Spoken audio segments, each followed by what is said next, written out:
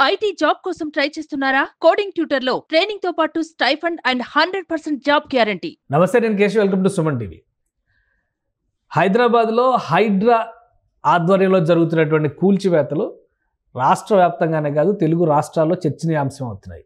తనకి N convention సినీ నటుడు నాగార్జునకి సంబంధించిన ఒక సంస్థ దాన్ని కూల్చివేయడం, దానిపైన నాగార్జున ఇచ్చినటువంటి రియాక్షన్ కంప్లీట్గా ఇది కోర్టు పరిధిలో ఉన్న అంశాన్ని హైడ్రా ఉల్లంఘించింది అనేటువంటి ప్రస్తావన చేశారు. మరోవైపు కొన్ని చోట్ల ఎంపిక చేసిన చోట్ల మాత్రమే కూల్చివేతలు జరుగుతున్నాయి. ఇంకా కీలకమైనటువంటి ఆక్రమణలపైన హైడ్రా ఎలాంటి నిర్ణయం తీసుకోలేదనేటువంటి విమర్శలు వస్తున్నాయి. ఈ నేపథ్యంలో హైకోర్టు అడ్వకేట్ రామారావు ఇమ్మనేని గారు మనతో పాటు ఉన్నారు. అసలు హైడ్రా తీసుకుంటున్నటువంటి నిర్ణయాలు ఏ విధంగా ఉన్నాయి, ఈ అంశం పైన విశ్లేషణ చూద్దాం. రామారావు గారు నమస్కారం. నమస్తే అండి. రామారావు గారు, హైడ్రా అనేటువంటి ఒక సంస్థని ముఖ్యంగా హైదరాబాదు దాని చుట్టుపక్కల చెరువుల పరిరక్షణ, పర్యావరణ పరిరక్షణలో భాగంగా, అసెట్ ప్రొటెక్షన్లో భాగంగా రాష్ట్ర ప్రభుత్వం తీసుకొచ్చింది. గత 15-20 రోజులుగా వరుస కూల్చివేతలు జరుగుతున్నాయి. ఈరోజు ఒక హైలైట్ పాయింట్ ఏంటంటే, ఓ సెలబ్రిటీ స్టేటస్ ఉన్నటువంటి వ్యక్తికి సంబంధించిన కన్వెన్షన్ సెంటర్ కూల్చివేత. ఆయన రియాక్ట్ అయినటువంటి విధానం ఇది చట్టానికి వ్యతిరేకంగా జరిగింది అంటున్నారు. మీరేం చెప్తారు? ఈ టోటల్ సినారియోని మీరు ఏ విధంగా విశ్లేషిస్తారు? ముందుగా ఈ జిఓఎంఎస్ నంబర్ 99 19/7/2024 నాడు విడుదల చేయడం జరిగింది. ఈ జిఓ ద్వారా హైడ్రా అనే ఒక సంస్థను ఏర్పాటు చేసింది ప్రభుత్వం. ప్రాథమికంగా ఈ ఆక్రమణలు, మళ్ళా ఇల్లీగల్ కన్స్ట్రక్షన్స్ ఏవైతే ఉంటాయో, అతిక్రమణ చేసి కట్నే ఉంటాయో, మళ్ళా మూడవ విషయం ఏంటంటే జిహెచ్ఎంసి పరిధిలో ఉన్న అసెట్స్ లేకుంటే హెచ్ఎండిఏ పరిధిలో ఉన్న అసెట్స్, ఒక 2000 కిలోమీటర్ల విస్తీర్ణంలో ఉన్న అసెట్స్ ని ఈ హైడ్రా అనే సంస్థ సంయుక్తంగా వేరే వివిధ విభాగాలతో కలిసి సంయుక్తంగా, ఇప్పుడు మనము సౌత్ అమెరికన్ కంట్రీస్ లో ఎట్లయితే మున్సిపల్ పోలీస్ ఉంటుందో అదే విధంగా అదే మోడల్లో ఏర్పాటు చేయడం జరిగింది. మంచిది, ఇది మనం స్వాగతిస్తాం. అయితే ఇప్పుడు ఈ మధ్యలో హైడ్రా పేరుతో హైడ్రామా జరుగుతుంది. ఇప్పుడు ఏదన్నా సంస్థ ఏర్పాటు చేస్తే, ప్రభుత్వ రంగ సంస్థ, ఒక చట్టం ఉంటుంది. ఆ చట్టానికి లోబడి పనిచేయాలి అధికారులు కానీ, లేకుంటే ఆ సంస్థగా. అయితే దీనిలో మనం ఒక కీలకమైన అంశం ఏంటంటే, మొన్న జస్టిస్ లక్ష్మణ్ గారు ఇచ్చిన ఉత్తర్వులు, ప్రదీప్ రెడ్డి అనే జన్వాడ ఫామ్ హౌస్ విషయంలో ఆయన కోర్టులో కేసు వేయడం జరిగింది. ప్రదీప్ రెడ్డి గారు వేసిన రిట్ పిటిషన్ లో 21 కీలక ఉత్తర్వులు ఇచ్చింది. జస్టిస్ లక్ష్మణ్ గారు ఈ విషయాన్ని పరిగణలోకి తీసుకొని హైడ్రా పరిధి అంది ఇప్పుడు చట్టం చేసి, అంటే ఒక జీవో తీసుకొచ్చింది, గవర్నమెంట్ ఆర్డర్, ప్రభుత్వ ఉత్తర్వులు తీసుకొచ్చింది. అయితే ప్రభుత్వ ఉత్తర్వులు అనేటివి చట్టానికి లోబడి ఉండాలి, కానీ చట్టం పరిధిని మించి ఉండకూడదు. అయితే దీనిలో మీరు ప్రాథమికంగా మనకు పరిశీలనకు వచ్చేది ప్రాథమిక న్యాయ సూత్రాలు, principles of natural justice. Last 15 days నుంచి ఇప్పటికే చాలా నిర్మాణాలు కూల్చేశారు. అటు బాచుపల్లి వైపు కావచ్చు, ఇటు గండిపేట చెరువు పరిసర ప్రాంతాల్లో కావచ్చు, చాలా విల్లాలు కూల్చారు, అపార్ట్మెంట్లు నిర్మాణంలో ఉన్నటువంటి అపార్ట్మెంట్లు కూల్చారు. ప్రాథమిక న్యాయ సూత్రాలు అనేవి వాటికి వేటికి వర్తించవా? ఓన్లీ నాగార్జున గారి అన్కన్వెన్షన్కి మాత్రమే వర్తిస్తాయా? నేను ప్రతి ఒక్కరికి చిన్నది కూడా, ఇప్పుడు ఆ విషయం కూడా స్పష్టీకరణ చేసిండ్రు జస్టిస్ లక్ష్మణ్ గారు. చాలా మంచి తీర్పు. అంటే ఈ విషయంలో చాలా మంచి తీర్పు. అంటే మధ్యంతర ఉత్తర్వులు ఏవైతే ఇచ్చిందో, ఆయన ఏమన్నారంటే 60 గజాలు, 100 గజాలు, 1000 గజాలు, లేకుంటే 10 ఎకరాలు, 20 ఎకరాలు, దీని మధ్యలో మీరు ఏం వ్యత్యాసం చూపెట్టకుండా కాకుంటే మీరు ప్రాథమిక న్యాయ సూత్రాలను పాటించవలసిందే అని స్పష్టీకరించింది. ఇప్పుడు 60 గజాలు ఉండని చిన్న వ్యక్తి ఉండేది. ఇప్పుడు ట్యాంక్ బండ్ పరిసరాలు అప్పట్లో 1996లను, 97లను, లేకుంటే 2000లను ఒక పెద్ద బాగా వర్షాలు పడి ఏమైతే ట్యాంక్ బండ్ దాని పరివాహక ప్రాంతాలన్నీ మొత్తం నీళ్ళలో మునిగిపోయినాయి. బోట్లలో పోయినారు. మీకు గుర్తుందో లేదో, మొత్తం ప్రజలందరూ బోట్లో పోయినారు. చాలా ఇబ్బంది అయింది. అయితే ఆడ చిన్న చిన్న ఇల్లు 40 గజాలు, 50 గజాలు, 60 గజాలు. అయితే అది ఇష్యూయే కాదు. ఇప్పుడు ప్రాథమికంగా నదులను, లేకుంటే చెరువులను, గుంటలను, అటువంటి వాటర్ బాడీస్ ను మేము ప్రొటెక్ట్ చేస్తామని చెప్పేసి ఒక సంస్థను సంయుక్తంగా ఏర్పాటు చేయడం జరిగింది. అది చాలా మంచి, అది స్వాగతించవలసిన విషయం. కాకుంటే ప్రాథమిక న్యాయ సూత్రాలు, మౌలిక న్యాయ సూత్రాలు అనేటివి ఎట్లయితే జిహెచ్ఎంసీ యాక్ట్ లో మీరు సెలెక్టివ్ గా ఎందుకు డెమాలిషన్ చేస్తున్నారు? ఇప్పుడు దుర్గం చెరువు విషయంలో కొద్దిగా ఎక్కువ చొరవ చూపెడుతుంది. అదే విధంగా మీకు గుర్రం చెరువు ఉన్నది, అది బార్కాసు, తలాబ్ కట్ట, మళ్ళా ఆడ అది ఫేమస్ ఎందుకంటే 2019లో కేంద్ర ప్రభుత్వం ఒక లెటర్ రాసింది, ఒక లేఖ రాసింది. ఈ ఇల్లీగల్ గా రోహింగ్యా క్యాంప్ అనేది ఆడ పెట్టిండ్రు, ఎట్లా మీరు దాన్ని కొనసాగిస్తున్నారు అని. ఇప్పుడు దాని మీద ఎందుకు యాక్షన్ తీసుకుంటలేరు అని అడుగుతాను. గుర్రం చెరువు 27 ఎకరాల గుర్రం చెరువు ఎంత కుంచుకపోయిందంటే అప్పట్లో 2019లో సరవత్ గారు, లుబ్నా సరవత్ గారు అని సోషల్ యాక్టివిస్టు, ఆమె లోకాయుక్తలో కూడా కేసు వేయడం జరిగింది ఆ విషయంలో. అట్లనే గుర్రం చెరువు ఉన్నది, మన మక్తా చెరువు ఉన్నది, మక్తా కుంట అంటారు, మక్తా కుంట ఉన్నది. అదైతే 38 ఎకరాలండి. 38 ఎకరాలు 7 నుండి 8 ఎకరాలు కుంచుకపోయింది. నిజాంపేట్ చెరువు ఉన్నది, కాప్రా చెరువు ఉన్నది. అట్లాంటి విషయాలు ఇప్పుడు మంచిదే. కానీ ఒకటి క్లియర్ గా వచ్చిన కంప్లైంట్స్ ఆధారంగా ఇప్పుడు జనం కోసం అనేటువంటి ఒక స్వచ్ఛంద సంస్థ దీనిపైన దాదాపు 10 ఏళ్లుగా పోరాటం చేస్తున్నాం అని చెప్తుంది. 2014-15లోనే లోక్ అదాలత్లో ఫిర్యాదు చేశాం. ఆ రోజు అధికారులు హడావుడి చేసి హై లెవెల్ ఇన్ఫ్లుయెన్స్ వాళ్ళని వదిలేశారు అని దానికి సంబంధించిన ఆధారాలు లోక్ అదాలత్ ప్రొసీడింగ్స్ కూడా హైడ్రాకి సబ్మిట్ చేసింది. మరోవైపు కోమటిరెడ్డి వెంకటరెడ్డి గారికి వచ్చినటువంటి ఫిర్యాదు ఫుల్ ట్యాంక్ లెవెల్ ఉన్నది, అలానే ఆక్రమణకు గురైనటువంటి 3.5 ఎకరాలకు సంబంధించిన స్థలం, ఓవరాల్గా చెరువుకు సంబంధించినటువంటి శాటిలైట్ ఇమేజెస్, వీటన్నిటిని చూసినాక ఎన్కన్వెన్షన్ అనేది ఒక ఇల్లీగల్ కన్స్ట్రక్షన్ అనేటువంటి అభిప్రాయానికి చాలామంది వచ్చారు. బట్ లీగల్గా దీని మీద స్టే ఆర్డర్ ఉంది అని నాగార్జున గారు చెప్తున్నారు. సో ఇప్పుడు జరిగినటువంటి కూల్చివేత లీగల్గా కొత్త కాంప్లికేషన్స్ని హైడ్రాకి తీసుకొచ్చే అవకాశం ఉందా? ఇప్పుడు హైడ్రాకి నేను చెప్పాలంటే మొన్న జరిగిన కేసులో ఒక ప్రత్యేక న్యాయవాది కూడా లేడు. హైడ్రా అనేది మొన్ననే పెట్టిన సంస్థ. ఇప్పుడు ప్రాథమిక న్యాయ సూత్రాలను పాటించకపోతే 100% అధికారులకు కానీ లేకుంటే ప్రభుత్వానికి కానీ కోర్టులో ఫేస్ చేయడం అయితే తప్పదు. సాక్ష్యాధారాలు ఉండవచ్చు, ఆక్రమణ జరిగి ఉండవచ్చు, కాకుంటే ఈ ప్రాథమిక న్యాయ సూత్రాలన్నింటివి పాటించాలి. మీరు ఒక నోటీస్ ఇవ్వాలి.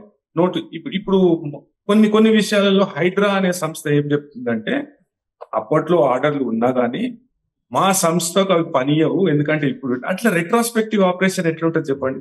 ఇప్పుడు ఒక సంస్థను ఏర్పాటు చేసినాక గతంలో రెవెన్యూ డిపార్ట్మెంట్ మీద ఇంకొకటి శాఖాపరమైన కోఆర్డినేషన్, ముఖ్యంగా లక్ష్మణ్ గారు ప్రస్తావించిన విషయం ఏంటంటే శాఖాపరంగా ఒక శాఖ, ఇప్పుడు పంచాయత్ పర్మిషన్ ఇచ్చింది అనుకోండి, హైడ్రా అనే సంస్థ పంచాయత్ అనేది రాజ్యాంగబద్ధంగా ఏర్పాటు చేయబడ్డ ఒక ఇన్స్టిట్యూషన్, పంచాయతీ రాజ్ వ్యవస్థ. అయితే పంచాయతీకి ఏడు వరకు పర్మిషన్ అధికారం ఉంటుందంటే G+1 ఇచ్చే అధికారం ఉంటుంది. వాస్తవానికి కొన్ని ఫామ్ హౌస్లు, ఇప్పుడు జన్వాడ విషయానికి వస్తే G+1 ఉన్నది ఆ ఫామ్ హౌస్. అయితే ఆ జన్వాడలో ఉన్న ఫామ్ హౌస్ విషయంలో కోర్టుకు పోతే కోర్టు ఏం చెప్పిందంటే మీరు వాళ్ళ దగ్గర ఉన్న టైటిల్ డాక్యుమెంట్స్ ముందుగా పరిశీలించండి. నేను కొన్ని అంటే నాకు వ్యక్తిగతంగా నేను ఇంతకుముందు డీల్ చేసిన కేసుల విషయం చెప్తున్నా. ఇరిగేషన్ డిపార్ట్మెంట్ లో కుంట అని రాసింది, రెవెన్యూ డిపార్ట్మెంట్ లో అటువంటి వర్డ్ ఎక్కడ యూజ్ చేయలేదు, అటువంటి నోటిఫికేషన్ ఇవ్వడం లేదు.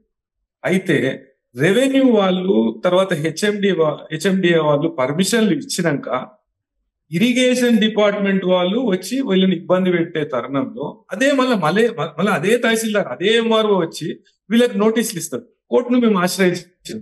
కోర్టును ఆశ్రయిస్తే కోర్టు ఏం చెప్పిందంటే మీకు శాఖాపరమైన సంఘీభావం లేకపోతే కోఆర్డినేషన్ అనేది లేదు. ఒక అథారిటీ పర్మిషన్ ఇస్తుంది, ఇంకొక అథారిటీ ఈ విషయాలన్నీ పరిగణలోకి తీసుకొని హైడ్రా చట్టం అనేది మరింత పటిష్టంగా చేయాలి. ఒక చట్టం చేసేసినాం, ఇలా ఓవర్ నైట్ మనం యాక్షన్ తీసుకుందాము, ఎటువంటి జిహెచ్ఎంసీలో ఉన్న ప్రొవిజన్స్ పాటించకుండా. ఇప్పుడు జిహెచ్ఎంసీలో 452 ఆఫ్ జిహెచ్ఎంసీ యాక్ట్ ఉంది. ఇప్పుడు హైడ్రా అనే సంస్థ దీనికి లోబడే పనిచేయాలి, లేకపోతే రెవెన్యూ చట్టాలకు లోబడే పనిచేయాలి. నేను స్వయం ప్రతిపత్తి కలిగిన సంస్థను అని అననికి లేదు. ఎందుకంటే ఆ చట్టంలో అంతర్భాగంగా ఆ చట్టంలో ఉన్న విధులను నిర్వర్తించనీకనే ఒక సంస్థను, ప్రత్యేక సంస్థను ఏర్పాటు చేసింది. అది మర్చిపోవద్దు అంటున్నా నేను. మీరు ఇప్పుడు ఒక ప్రొసీజర్ అయితే ఫాలో అయి ఉండొచ్చు, హైడ్రా తనదైన శైలిలో ఒక ప్రొసీజర్ ఫాలో అయి ఉండొచ్చు. నాగార్జున గారు చేసిన క్లెయిమ్ ఇంకో వైపు నుంచి దానికి డిఫరెంట్ ఆపోజిట్ డైరెక్షన్లో అది కనిపిస్తున్నటువంటి పరిస్థితి. నెక్స్ట్ ఏం జరుగుతుంది? ఆల్రెడీ కూల్చివేత అనేది కంప్లీట్ అయిపోయింది కదా, దీని ప్రభావం ఎలా ఉంటుంది? నేను నాగార్జున గారి విషయం ఒకటే కాదు, ఇప్పుడు జస్టిస్ లక్ష్మణ్ గారు ఆర్డర్స్ లో ఏం చెప్పిండ్రు అనేది ఒక విశ్లేషణ చేస్తున్నాను. ఇప్పుడు ముందుగా వాళ్ళ టైటిల్ డాక్యుమెంట్స్ అప్పట్లో రిజిస్ట్రేషన్ అప్పట్లో ఉన్న ప్రభుత్వమే చేసింది కదా. రిజిస్ట్రేషన్ చేసినప్పుడు ఇంకా కొన్ని సందర్భాలలో అప్పట్లో ఫుల్ ట్యాంక్ లెవెల్ అని గుర్తించినది ఇప్పట్లో ఫుల్ ట్యాంక్ లెవెల్ కాకపోవచ్చు. అంటే ఇట్లా సిటీ ఎక్స్టెండ్ అవుతుందో ఆ విషయాలన్నీ మీరు పరిగణలోకి తీసుకోండి అన్నది కోర్టు.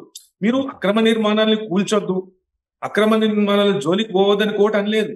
నేను కోర్టు ఉత్తర్వులకు లోబడే మీరు పని చేయండి అనేది కోర్టు చెప్పిన విషయం. అది చట్టం ఏం చెప్తుంది? 452 ఉన్నది. 452లో ముందుగా ఒక ప్రొవిజనల్ నోటీస్ అనేది ఇవ్వాలి. ప్రొవిజనల్ నోటీస్ ఇచ్చి ఆ నోటీస్ కి ఎక్స్ప్లెనేషన్ అడగాలి. మీరు ఇట్లా చట్టవిరుద్ధంగా లేకుంటే ఆక్రమణ చేసి లేకుంటే ఎటువంటి అనుమతి పొందకుండా మీరు ఒక నిర్మాణం చేస్తున్నారు, ఆ నిర్మాణాన్ని మేము ఎందుకు కూల్చివేయద్దు, లేకుంటే మీరే కూల్చివేయండి అనే విషయాన్ని ఆ అక్రమ నిర్మాణం చేస్తున్న వ్యక్తి, ఆరోపణలు చేయబడ్డ వ్యక్తి ఉన్నటువంటి వెసులుబాటుల్ని, లొసుగుల్ని ఉపయోగించుకుని ఇలా బాగా హైలీ ఇన్ఫ్లుయెన్స్ ఉన్నటువంటి వాళ్ళు చేస్తున్నటువంటి వాటి వల్లనే పర్యావరణం పూర్తిగా సర్వనాశనం అవుతుంది, దాని ప్రభావం మొత్తం మానవాళి మీద పడుతుంది అనేటువంటి విమర్శ స్వచ్ఛంద సంస్థలు చాలా స్పష్టంగా చేస్తున్నాయి. ముఖ్యంగా ఎన్కన్వెన్షన్ విషయంలో ఒక ఆందోళన రూపంలో చాలామంది అక్కడికి వెళ్ళి పరిశీలించిన సందర్భాలు కూడా ఉన్నాయి. 10 ఏళ్ల నుంచి పరిష్కారం కానటువంటి సమస్య హైడ్రా ఒక పరిష్కారాన్ని తీసుకొచ్చింది అనేటువంటి అభిప్రాయం జనంలో కనిపిస్తుంది. ఎందుకంటే సోషల్ మీడియాలో వస్తున్నటువంటి కామెంట్స్ కావచ్చు, ఇవన్నీ కేవలం తన ఇమేజ్ని కాపాడుకోవడం కోసం నాగార్జున గారు ఒక స్టేట్మెంట్ ఇచ్చారు. చట్ట ప్రక్రియ పరిధిలో ఉన్నటువంటి అంశాన్ని వీళ్ళు దుడుకుగా వ్యవహరించారు, మేమేం ఆక్రమణదారులం కాదు అని వాళ్ళ సచ్చీలతను చెప్పుకునే ప్రయత్నంలో బాగా ఇచ్చిన స్టేట్మెంట్ మాత్రమే ఇది అనే అభిప్రాయం సోషల్ మీడియాలో వస్తుంది. ఏమంటారు మీరు? జిహెచ్ఎంసి చట్టానికి హైడ్రా అతీతమా, లేకుంటే రెవెన్యూ చట్టాలకు ఈ హైడ్రా అనే సంస్థ అతీతమా? ఈ విషయం ముందుగా మనం మాట్లాడాలి. ఇప్పుడు అక్రమ నిర్మాణాలను కూల్చొద్దు అని ఏడ కూడా చెప్పలేదు. అయితే ఇప్పుడు 10 సంవత్సరాల నుండి కోట్ల నానుతున్న విషయము, లేకుంటే వేరే జరుగుతున్న విషయము, ఎంతో మంది పెద్ద పెద్ద సెలబ్రిటీస్ కూడా దాంట్లో పెళ్లిళ్ళు చేసుకున్నారు, ఎన్నో ఫంక్షన్లు చేసుకున్నారు, ఆ విషయం తెలిసిందే.